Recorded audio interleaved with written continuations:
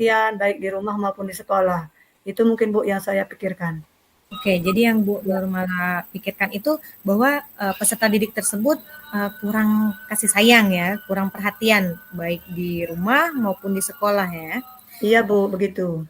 Jadi kalau secara spesifiknya apa saja perilaku peserta didik tersebut untuk yang membuat Ibu Nurmala menjadi khawatir tadi? Yang secara spesifik yang saya khawatir itu eh, perbuatan yang dia ini seperti berkata kasar, Bu ya. Kemudian tidak mau motong rambut kalau rambutnya sudah panjang yang tidak rapi ya. Oke. Kemudian dia juga kadang-kadang suka mengganggu teman yang berada di kelas sehingga itu membuat risih teman-temannya, Bu. Oke, jadi itu secara spesifiknya ya. Jadi Iya, Bu. dia sering berkata kasar ya. Iya. Kalau minta rambutnya dirapikan nggak mau potong kayak gitu ya. Jadi suka Iya, Bu. ganggu teman juga berarti di kelas. Iya, Oke. Bu. Benar sekali. Jadi kalau kayak gitu bagaimana perilaku peserta didik tersebut mempengaruhi proses pembelajaran di kelas? Iya, perilaku peserta didik ini sangat mempengaruhi proses pembelajaran di kelas seperti ya mengganggu ini tadi Bu, mengganggu konsentrasi teman yang lain sedang belajar, yang sedang asik untuk menerima pelajaran. Kemudian juga akan membuat suasana kelas ini menjadi tidak nyaman Ibu, seperti itu. Oke, berarti Ya. sangat mempengaruhi sekali ya, karena Iya, sama Bu. ganggu konsentrasi teman yang lain ya. Iya Bu. Terus apa yang sudah Ibu Nurmala lakukan dengan baik ya dalam menghadapi situasi seperti itu? Yang sudah saya lakukan dengan baik untuk menghadapi situasi seperti ini ya Bu ya. Iya. Saya sudah melakukan pendekatan secara pribadi, ya, istilahnya curhat dengan dia, mengajak dia berbicara dari hati ke hati tentang apa mungkin permasalahan yang sedang dia hadapi sehingga dia bertingkah laku seperti itu, Bu. Oke, jadi tadi udah melakukan curhat dari hati ke hati ya Ibu ya. Iya. Nah, terus apa yang menjadi kekuatan peserta didik tersebut kalau di dalam kelas Bu Nurmala? Yang menjadi kekuatannya selama ini yang saya lihat ya, selama di kelas saya, seperti dia itu apa namanya cepat tanggap juga dalam menerima pelajaran ya. Kalau diberikan tugas dalam latihan mengerjakan tugas, dia itu juga mudah dalam memahami soal-soal yang diberikan, gitu Bu. Dia juga anak yang sebenarnya ceria, tidak malu bertanya atas apa yang dia tidak pahami. Seperti itu Bu, itu kekuatan yang dia miliki. Oke, jadi kekuatan peserta didik tersebut mudah menangkap pembelajaran ya. Kalau Iya dikasih Bu. tugas bisa untuk menjawabnya. Nah, Iya, benar. dari kekuatan itu apa yang bisa Ibu pelajari dari situasinya? Yang bisa saya pelajari dari situasi ini mungkin bentuk tanggung jawab Bu ya, seperti itu. Tanggung Ya. jawab dari si peserta didik ini Bu, itu. Oke, jadi yang bisa Ibu pelajari dari situasinya itu rasa tanggung jawab Bu ya. Iya benar Bu.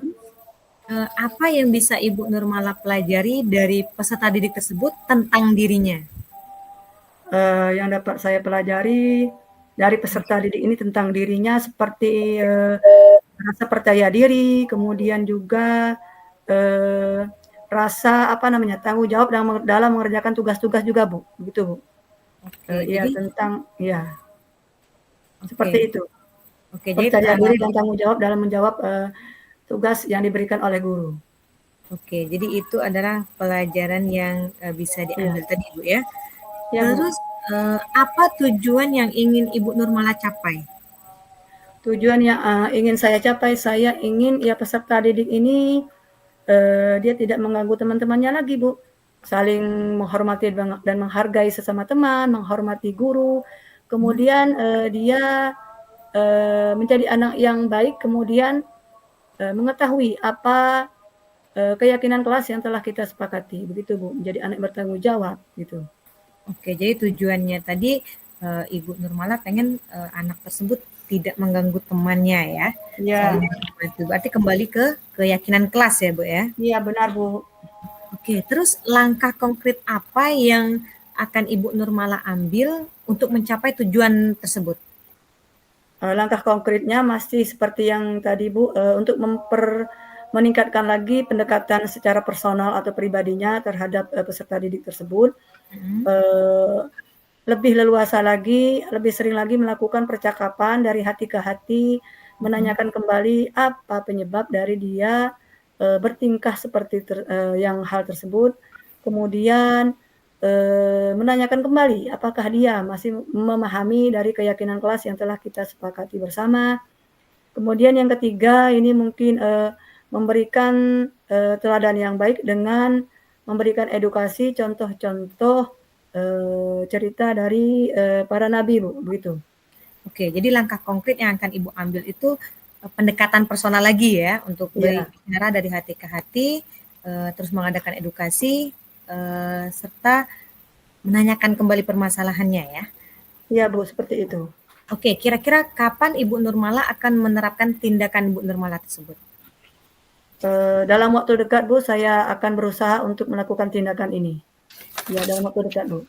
Oke, berarti dalam waktu dekat ini Ibu akan melakukan pendekatannya ya. Nah, Iya Bu, benar. kira-kira siapa yang dapat Ibu Nurmala libatkan dalam proses tersebut? Yang dalam hal ini yang dapat saya dilibatkan adalah kepala sekolah mungkin Bu, bekerja sama berkolaborasi dengan kepala sekolah, rekan-rekan sejawat, kemudian orang tua dari, peserta didik tersebut, begitu Bu. Oke, jadi yang bisa Ibu libatkan itu unsur sekolah ya, unsur yang dari sekolah sama juga orang tua ya. Iya Bu. Terus apa saja kendala yang mungkin Ibu Nurmala hadapi?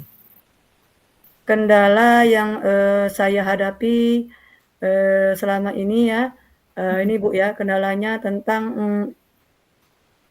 rasa tidak nyaman ya, tidak Hmm, nyaman dan yang membuat, apa itu ya, membuat siswa itu, menjadi cemberut di dalam kelas, itu kendalanya. Karena kalau dinasehatin atau, ditanyakan apa permasalahannya, kadang-kadang kan dia, menjadi berubah raut mukanya, suasana hatinya sehingga mukanya cemberut.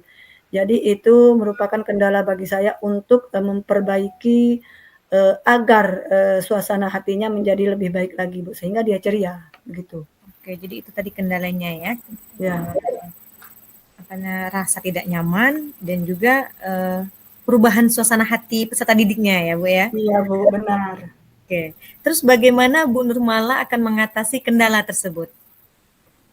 Mungkin cara saya mengatasi kendala tersebut, ya dengan, kembali selalu, mendekatkan secara personal, Oke. tidak bosan-bosannya, berbicara dengan dia, dari hati ke hati tadi, Mhm. kemudian, apa namanya, selalu mengingatkan tentang keyakinan kelas yang telah kita sepakati. Itu tidak bosan-bosannya Bu, itu yang akan saya, lakukan.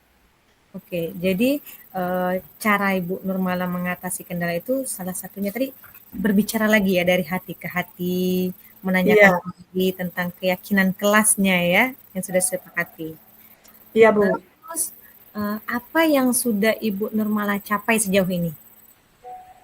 Yang sudah saya capai sejauh ini yaitu tentang, menciptakan budaya positif, di dalam kelas, kemudian pendekatan individu, Mhm, dengan, siswa yang bermasalah, mhm. kemudian membuat, ya keyakinan kelas bersama agar kita, apa namanya, suasana kelas itu menjadi lebih efektif, begitu Bu, menjadi lebih nyaman kalau kita berada di dalam kelas.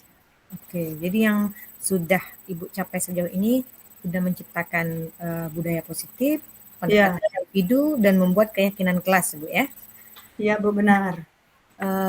Kira-kira siapa yang ingin Ibu Nurmala ucapkan terima kasih atas dukungannya terhadap Ibu Nurmala selama ini?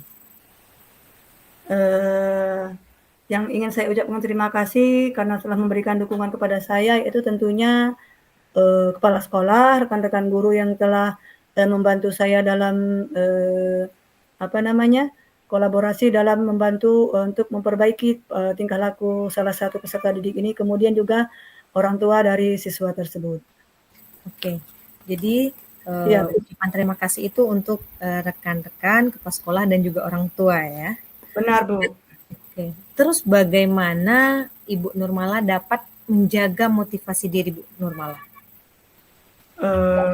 Dengan cara ya saya, harus bersikap lebih terbuka, ya, bersikap Mhm. terbuka kemudian menjadi pendengar yang baik bagi, peserta didik ya seperti itu, kemudian ingin menjadikan siswa tersebut menjadi anak yang lebih baik, di masa depannya, Bu.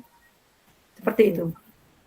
Itu ya, sikap yang terbuka ya, menjadi pendengar yang baik untuk peserta Iya, Bu. didik. Nah, jadi, nanti saya tunggu ya kelanjutan untuk tindakan, Bu Nurmala ke depannya, karena, tadi kan Ibu Nurmala bilang mau melakukan tindakan-tindakan seperti ini. Benar, Bu. Iya, baik, Bu. Oke, terima kasih Bu Nurmala. Semoga dengan, perbincangan kita ini bisa, apa ya, memberi motivasi untuk Bu Nurmala lagi ya. Iya, terima kasih, Bu, atas, pencerahannya karena telah membantu saya dalam memecahkan, permasalahan yang saya hadapi. Terima kasih, Bu Sari. Tetap semangat ya Bu Nurmala, ditunggu ya kelanjutannya nanti. Iya, Bu. Oke, Makasih. assalamualaikum. Waalaikumsalam warahmatullahi wabarakatuh, Bu Sari.